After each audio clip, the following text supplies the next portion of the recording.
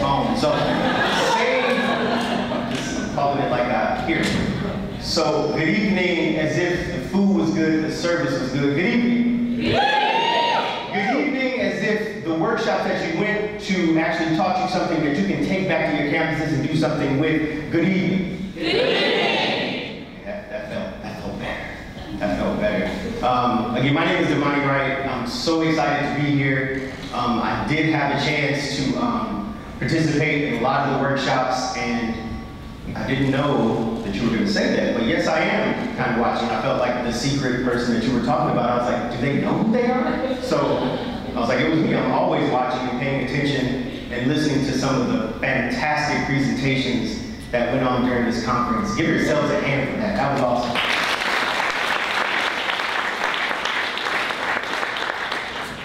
I know that you all have had a long few days, so I will try and be brief or something that makes you feel good, right?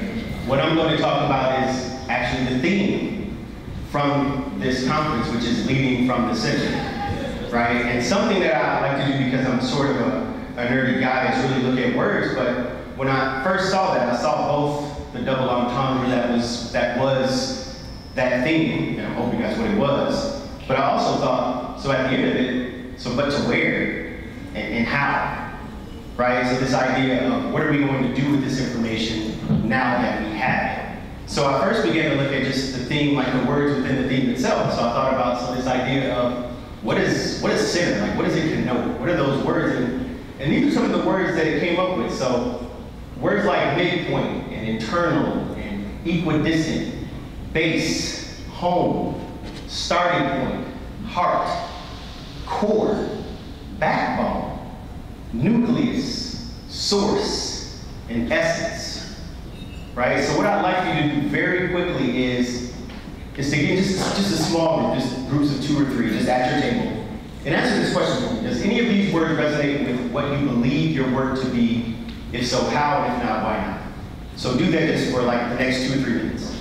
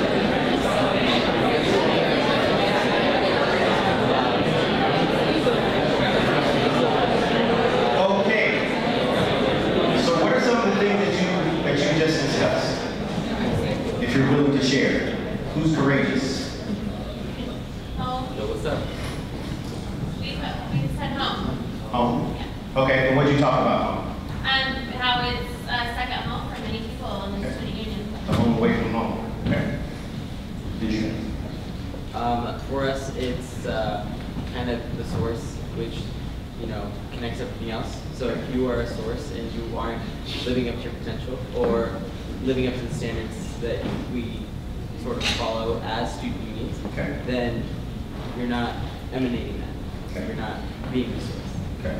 Anyone else? I have a foundation for something to build off of.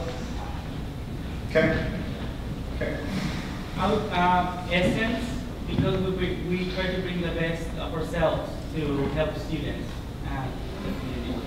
Very nice, very nice. One more. This came from campus, I'll say it. Most of the buildings on campus have a singular purpose, where a student union or student center have a whole lot of purposes. We're just very good. Oh, great, thank you. So, another question. So do these things, do these feelings, do these thoughts, do these images that these words kind of help hopefully provide you, do they happen haphazardly? Do you have to be intentional about those things? Yes? These are some of the words that actually are looked at as the opposite of center. And I just thought it was interesting. And I do this all the time, not even when I'm presenting, so that can be tedious, but it's just what I do, right? So looking at some of these words, like exterior, extreme, outside, and marginal, like how does that even feel when you talk about these words? And when do we typically use these words? And what are they typically related to, right? So thinking about, again, what the center is about. And then I'll look at this definition of leadership, right? So this is the definition that I like to use from Leadership Reconsidered. I'll just go ahead and read this. So we believe that leadership is a process that is ultimately concerned with fostering positive change. In contrast to the notion of management, which suggests preservation and maintenance, leadership implies a process where there's movement from wherever we are now to some future place or condition that is different. Leadership also implies intentionality in the sense that the implied change is not random, not change for change's sake, but is rather directed towards some future end or condition that is desired or valued. Accordingly, leadership is a purposive process which is inherently value-based. Consistent with the notion that leadership is concerned with change, we view the leader basically as a change agent, i.e. one who fosters change. Leaders then are not necessarily those who merely hold formal leadership positions. On the contrary, all people are potential leaders.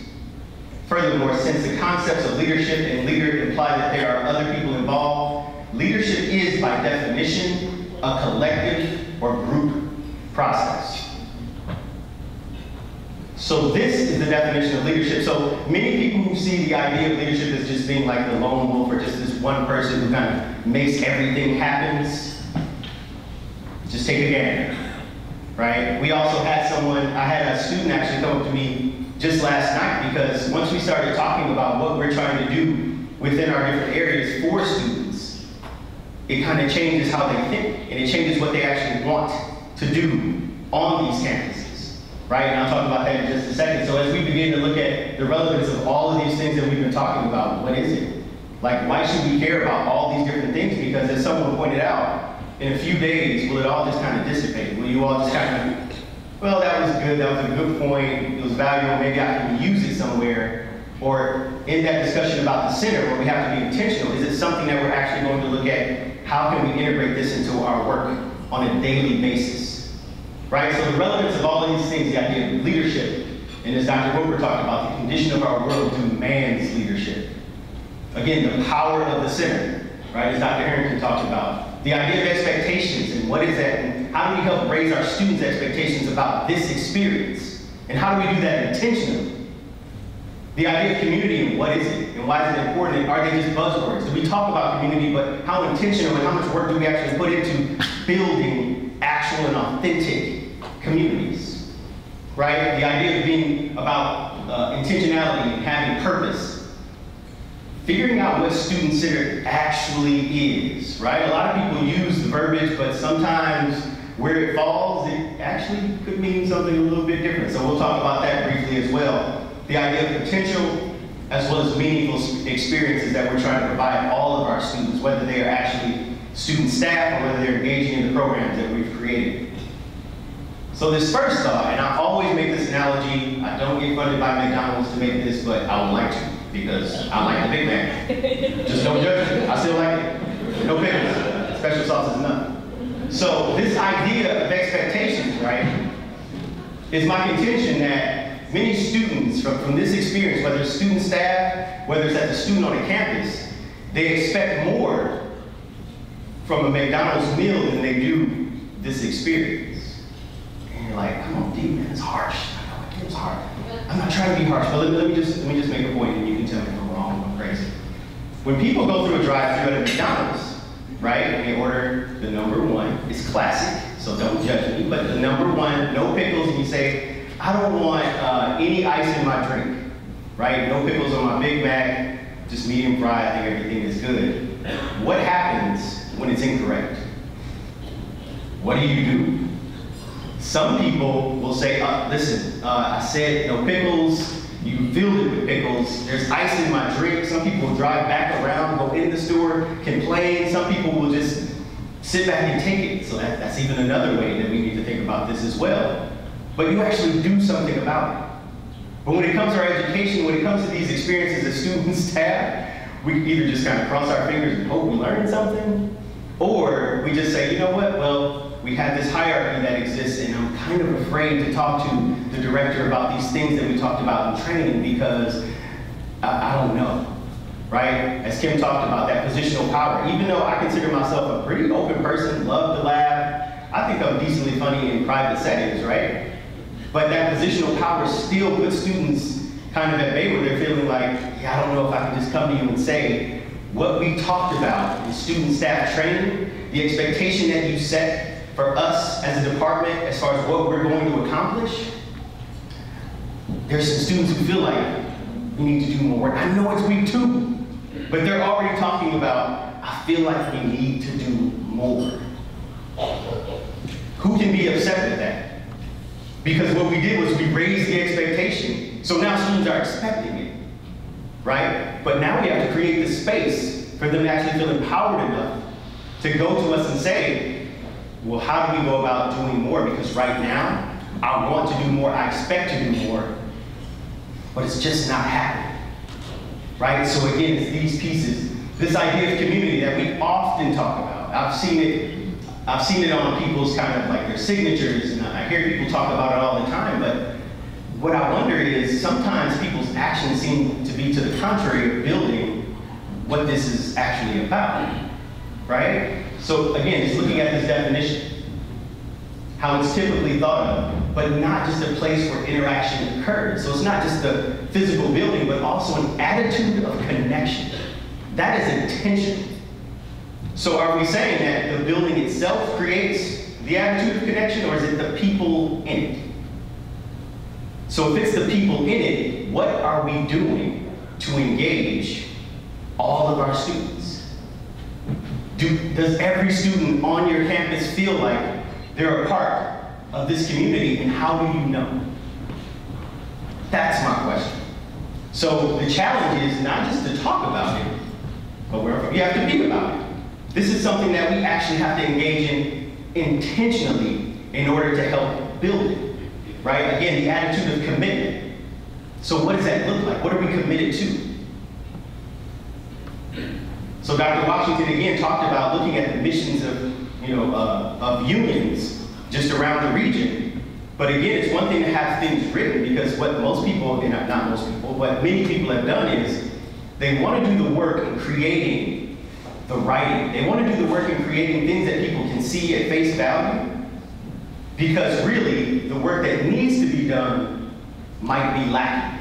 So they want to use policy, they want to use definitions and things that are put out there to kind of not have the conversation about how do we build this, when actually we actually need to have these conversations more often.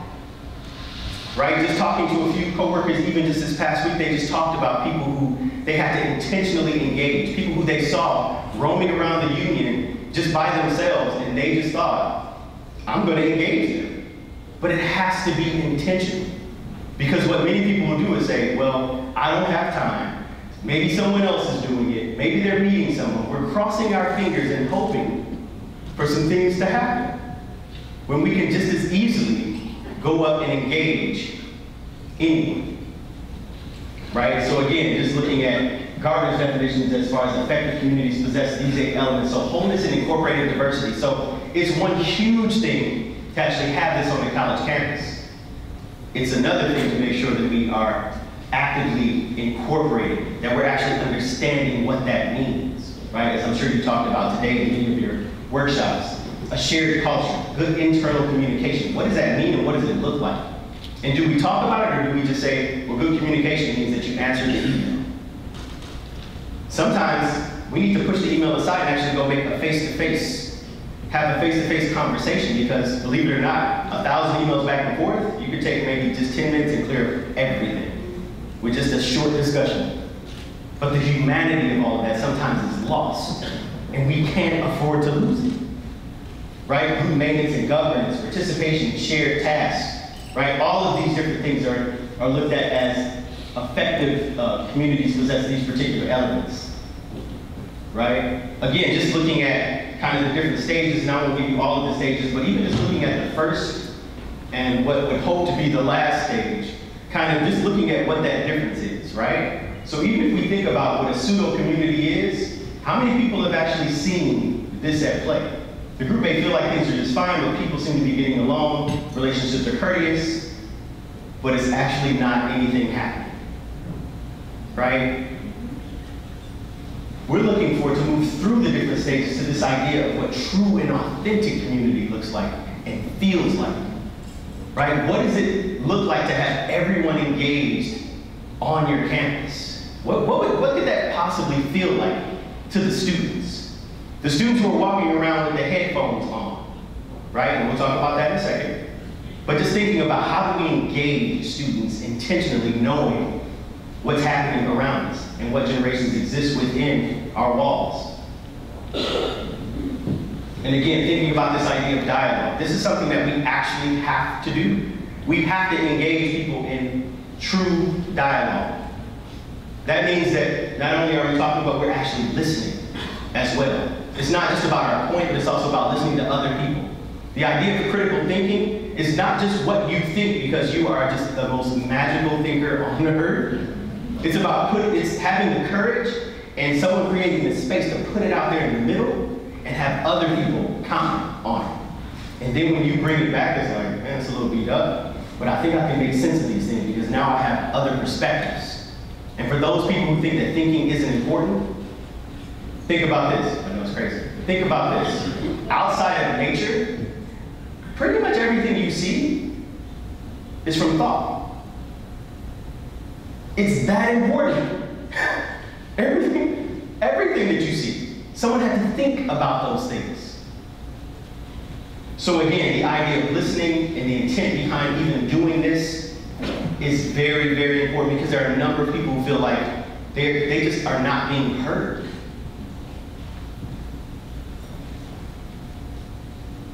So again, just principles that exist in community building. Again, you can read these, but this idea of understanding and accepting, that can only happen if you are engaging people in conversations. It's the only way it can happen. So if we see our job as simply tasks, somehow we're missing out on that human aspect, which really that's the most important part of it.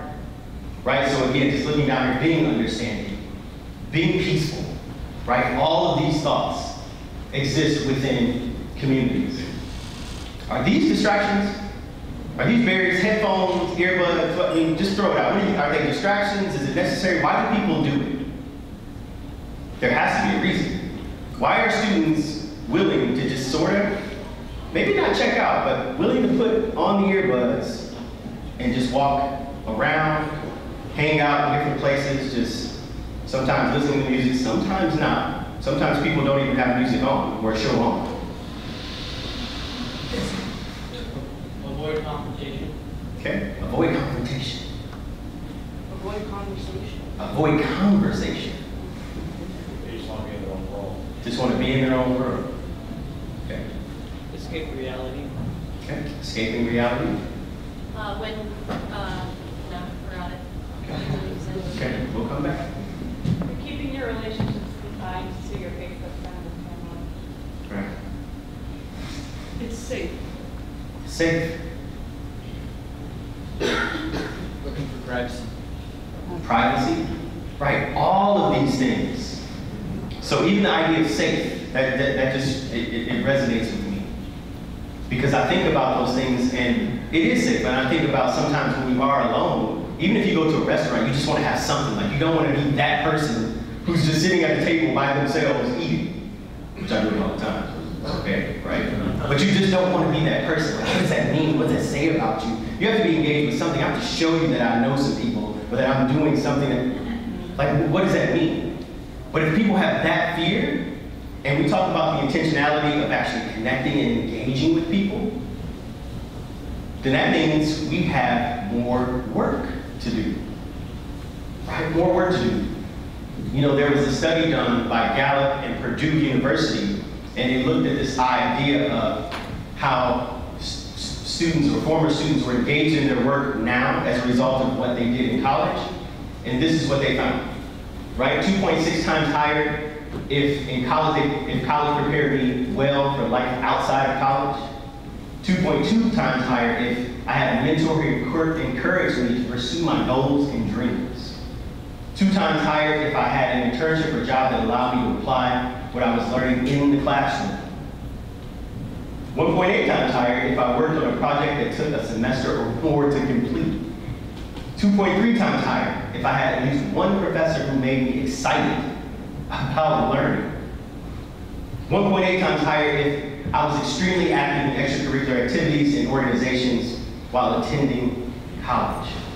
So again, how we think about the work that student staff is doing and that the work that we have them doing, and sometimes, and I know it gets busy, but sometimes what the students are asking for and what we know to be true is the developmental aspect. It has to be there. It's the thing that actually adds value to it. It's the thing that the students will actually be able to learn and take outside of these walls to experiences that will help them the rest of their entire life, right? This idea of being student-centered, right? So you can look at the Venn diagram and kind of see all the different aspects that should be talked about it, but what I've seen happen, and I've actually done this myself, is when we talk about being student-centered, what I've done is we just thought about sometimes, well, what needs to be covered, right? So Dr. Washi today talked about sometimes you can tell what people value by how much time and money they put into it, right? So if it's just an hour or a small amount of money. I also think sometimes people can put a lot of time and a lot of money into things, and it could be just as ineffective. We have to actually intentionally think about what are we trying to do. Not what are we trying to cover, but what do we want the students to learn? What do we want them to get from this training, from this experience? What do we want them to leave here saying? How do we want our offices to feel when they're there? What do we want, you know, the places where our students go to say about the graduates of your particular institution? What do you want them to say about it? Because that's going to start with the work that we do. It's actually that significant. And this video, again, looks at this idea of maybe lost potential. So.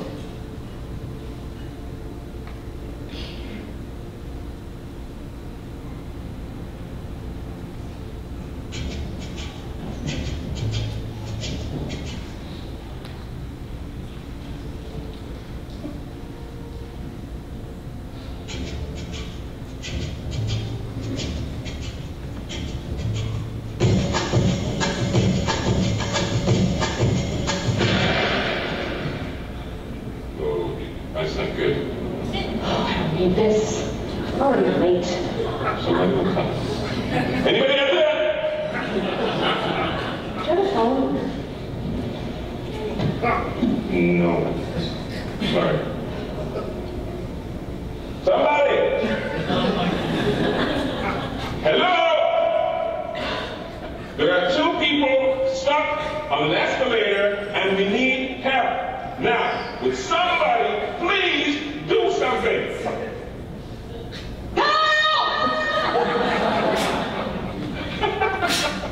I don't believe this. You gotta be kidding me. I'm gonna cry. Not enough left to do.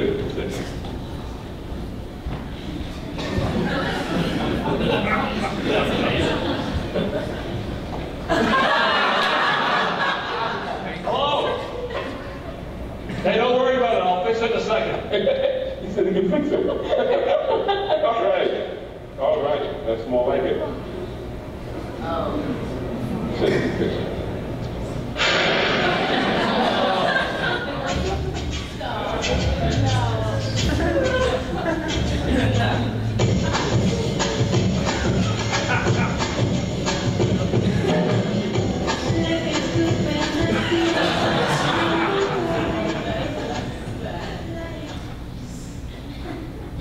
So pretty ridiculous?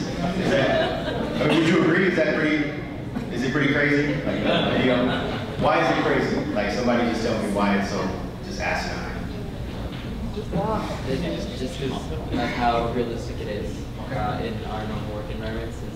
very simple things can just stop working, and then all of a sudden it's like end of the world. And no one can do anything to fix it.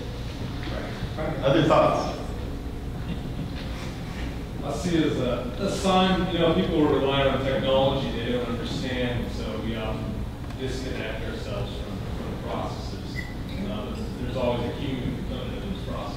Absolutely, absolutely. And I know you were talking about me, so. Even though something is serving one purpose, when it breaks, it can serve another purpose. Absolutely, absolutely. Other thoughts?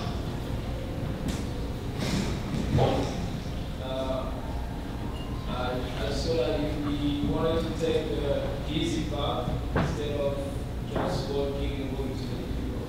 Right, right.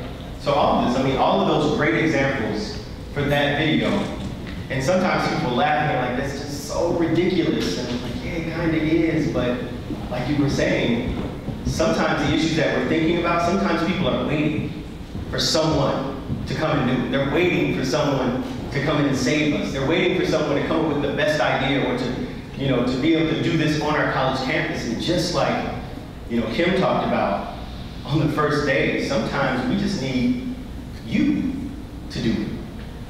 We don't need you to wait on anyone. Students and communities are waiting for us to find those students, help cultivate that culture that helps them in their development, and send them off to change the world. And that sounds like rhetoric, it sounds crazy, but I've spoken to people who believe it. They are waiting on the students to come from college, right? Which is, when you come from places like where I come from, that's what they're looking for. They talk to me often about it. They just feel like, well, you have a doctorate, so can't you be a superintendent? Like, can't you come back and fix the schools? Can't you come back and build these community programs? They often talk about, it's hope that they have and what can happen from the students who are coming from these institutions. So I take every single thing that we have to do that seriously. Like, that's the burden that I feel like I carry, but it's not even a burden, it's the responsibility. Because I know that people are waiting. They're waiting for these students to come out and do something, right? Again, just looking at these meaningful experiences, we have to think about the significance of the experience. So not just the job itself and the tasks, but what are people learning from it? We have to look at the duration. How long are they in this job? Have they gotten comfortable? Can they learn any more from it?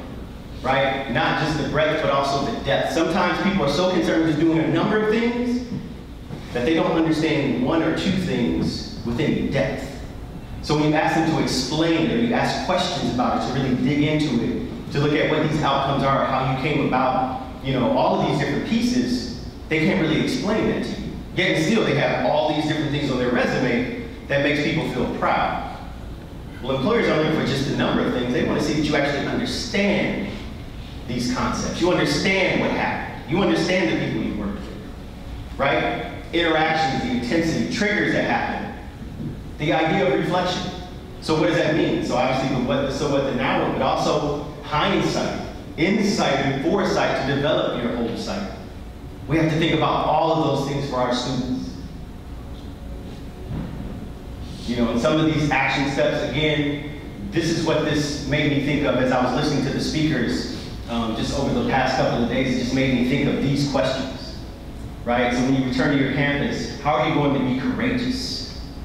Hopefully that's something you're asking yourself, and those of you who brought a number of people, hopefully that's something you're asking each other. How are we going to be courageous? We see the things that need to be changed. We see the things that need to happen. Hopefully that's going to be us. We're not going to be the people stuck on the escalator. It has to start somewhere, and I'm imploring you, it has to start somewhere. I'm hoping that it starts with us. Outside of jobs and community revenue, how will those within the surrounding communities discuss the benefits of having their institution in or around their town? Right? What is that discussion like? What will we continue doing to create more of a sense of belonging for students on our campus? So how are we being intentional about that? What will we do to create safe spaces in order to engage in difficult and or uncommon dialogue on our campuses? So again, in the last piece, and this just, a lot of things stuck out to me these entire couple of days, but when Dr. Roper said this, I really, like it just stopped me. I was like, wait, so what? Like, huh? Like, love? I don't. And it made me think about humanity, because I think too many times we think about jobs and tasks and information and the numbers and outcomes and all these things, and I think sometimes we lose track of humans, right? And in many cases, we have to begin to focus back on our students and what we want to accomplish for them and with them. And again, don't lessen your impact for your work, because sometimes what I hear is, well, I'm just this. And I was like, that's significant. The people who just said, I'm just a worker in financial aid are the people who changed my life when I left the state. And again, so this last video that I'll leave you with is called Johnny the Bagger, and for me, it just kind of encapsulates just that last piece, as well as the idea of service, because we're all servants. So hopefully you enjoy this.